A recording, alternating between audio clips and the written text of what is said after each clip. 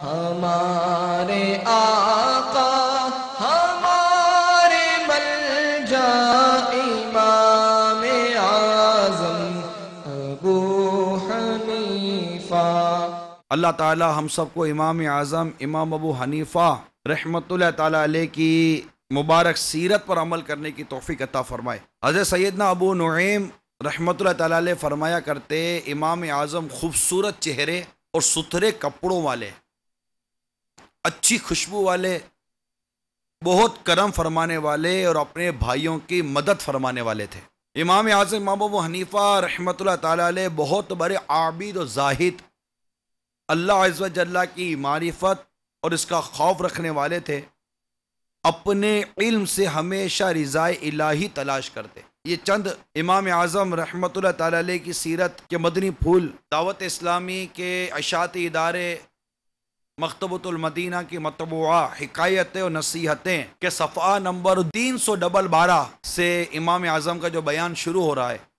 وہاں سے کچھ میں نے مواد نکالنے کی کوشش کی ہے۔ البتہ یہ پتہ چلا کہ امام اعظم ستھرے کپڑوں والے، اچھے صاف ستھرے کپڑے پہنتے تھے، وجاہت تھی آپ میں، خوشبو اچھی استعمال فرماتے تھے، بہت کرم والے تھے، کثرت کے ساتھ قرضہ دیا کرتے تھے، کثرت کے ساتھ صدقہ و خیرات کرتے تھے، کثرت کے ساتھ، اور اللہ تبارک و تعالیٰ کی زبردست معرفت، خوف اور اپنے علم سے ہمیشہ رضا الہی تلاش کرتے تھے۔ یہ چند مدنی پھول ہیں جو ہمیں چاہیے کہ ہم سب اپنے دل کے مدنی گلدستے میں سجائیں اور امام اعظم امام ابو حنیفہ رحمۃ اللہ تعالی علیہ کی سیرت کے اس حصے کو اختیار کرنے کی کوشش کریں۔ حضرت سیدنا عبداللہ بن مبارک رحمۃ اللہ تعالی علیہ فرماتے ہیں کہ حضرت سیدنا امام اعظم امام ابو حنیفہ رحمۃ اللہ تعالی علیہ کثرت سے نوافل پڑھنے والے اور بامروت تھے۔ حضرت سیدنا حماد بن ابی سلیمان رحمۃ اللہ تعالی علیہ فرماتے امام اعظم امام ابو حنیفہ ساری رات بیدار رہ کر گزارتے۔ حضرت سیدنا علی بن یزید صدائی رحمۃ اللہ تعالی علیہ فرماتے ہیں کہ میں نے امام اعظم امام ابو حنیفہ رحمۃ اللہ تعالی کو دیکھا کہ وہ ماہ رمضان میں 60 بار قرآن پاک ختم فرماتے، روزانہ دن رات میں ایک بار۔ یہ رمضان میں ان کا معمول تھا۔ حضرت سیدنا شریک رحمۃ اللہ تعالی علیہ فرماتے حضرت سیدنا امام اعظم امام ابو حنیفہ رضی اللہ تعالی عنہ بہت زیادہ خاموش اور ہمیشہ متفکر رہتے اور لوگوں سے بہت کم بات کرتے۔ خود امام اعظم امام ابو حنیفہ رحمۃ اللہ تعالی علیہ کے بارے میں آتا ہے کہ آپ بہت زیادہ عقل مند تھے اور عقل کا تقاضا ہے کہ ان چیزوں پر غور کیا جائے، کون سی بات کب کرنی ہے یہ دیکھا جائے۔ جیسے کہ محدث ابن جوزی رحمۃ اللہ تعالی علیہ کے بارے میں ایک جگہ لکھا ہے، کسی عاقل کی عقل کے بارے میں اس کی مناسب موقع پر خاموشی اور سکون اور نیچی نظر اور بر محل حرکات سے اندازہ لگایا جا سکتا ہے۔ تو امام اعظم امام ابو حنیفہ یہ متفکر تھے اور خاموش رہتے تھے کیونکہ آپ بہت عقل مند تھے، بہت زیادہ ذہین تھے۔ آپ کی ذہانت کے حوالے سے یہ بات بھی لکھی ہوئی ہے کہ حضرت سیدنا علی بن عاصم رحمۃ اللہ تعالی علیہ نے ارشاد فرمایا، اگر نصف اہل زمین کی عقلوں سے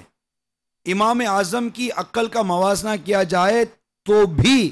آپ کی عقل زیادہ ہوگی۔ سیدنا خطیب بغدادی علیہ رحمۃ اللہ حدی ارشاد فرماتے ہیں کہ ایک مرتبہ حضرت سیدنا سفیان ثوری رحمۃ اللہ تعالی علیہ کی بارگاہ میں عرض کی گئی کہ امام اعظم امام ابو حنیفہ غیبت سے اتنے دور رہتے ہیں کہ میں نے کبھی ان کو دشمن کی غیبت کرتے ہوئے بھی نہیں سنا۔ تو آپ نے ارشاد فرمایا، اللہ کی قسم آپ اس معاملے میں بہت سمجھدار ہیں کہ کسی ایسی چیز کو اپنی نیکیوں پر مسلط کریں جو انہیں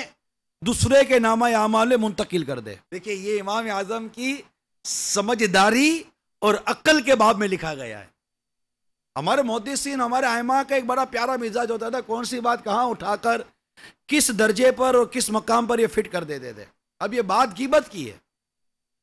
بات غیبت کی ہے، بات گناہوں کی ہے، بات ایسے افعال کی ہے جو انسان کو نقصان دیتے ہیں، لیکن اسے امام اعظم امام ابو حنیفہ رحمۃ اللہ تعالی علیہ کی سمجھداری آپ کی عقل و ذہانت کے باب میں نقل کیا گیا کہ ذہانت، عقل اور سمجھداری کا تقاضا یہ ہے، اور امام اعظم نے اس کو اختیار کیا کہ اپنی نیکیوں پر کسی ایسی چیز کو آپ نے مسلط ہی نہیں ہونے دیا کہ وہ میری نیکیاں کسی اور کے اکاؤنٹ میں کیسے ڈال دے گی۔ ہمارے آقا ہمارے ملجا امام